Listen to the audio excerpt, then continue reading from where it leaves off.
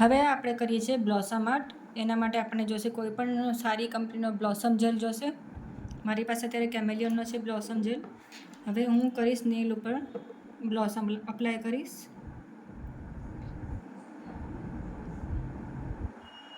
Blossom જેલને સૂકવવાનું નથી, એને છે ને સરખી ક્વોન્ટિટીમાં લગાવવાનું છે, બરાબર છે. અહીંયા મારા લાઈવ સ્ટુડન્ટ પણ બેઠેલા છે, એ લોકો પણ આર્ટ શીખે છે ને હું અહીંયા વિડીયો પણ બનાવું છું મારા યુટ્યુબ માટે, તો તમને લોકોને બી ઓનલાઈન જોઈને ખબર પડે કે કેવી રીતે કરાય છે. હવે આના ઉપર હું કરીશ સ્મોકી ઇફેક્ટ. સ્મોકી ઇફેક્ટ માટે શું કરશું, આપણે બ્રશમાં થોડુંક કલર લઈશું. બહુ હેવી નથી લેવાનું, થોડુંક લેવાનું છે.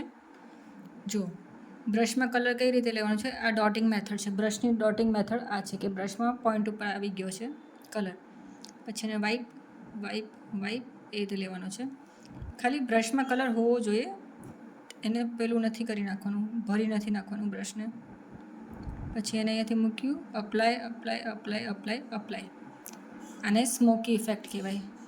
અને આને આટલું જ કરવાનું હોય, એને ધીરે ધીરે સ્પ્રેડ થવા દઈએ એટલે એ એનું ઇફેક્ટ પકડી લેશે, બરાબર છે. આ સ્મોકી ઇફેક્ટ છે ને સૌથી ઇઝી મેથડ છે નેલ આર્ટ કરવા માટેની. આ લ્યો, છે ને ફટાફટ હવે સોક કરી દો, નહીં તો સ્પ્રેડ. હવે છે ને આમાં આપણે કશું જ નહીં કરીએ. હવે આમાં આપણે ખાલી ટોપ કોટ કરી દઈશું. જેમ તમને કીધું હતું એમ કે તમે પ્રેક્ટિસ કરો છો, તમે કોઈ પણ ટોપ કોટ યુઝ કરી શકો છો. આગળ મેં માર્બલ આર્ટનો વિડીયો બનાવેલો છે, તો તમે લોકો જોઈ લેજો માર્બલ આર્ટનો વિડીયો મેં કેવી રીતે બનાવેલો છે.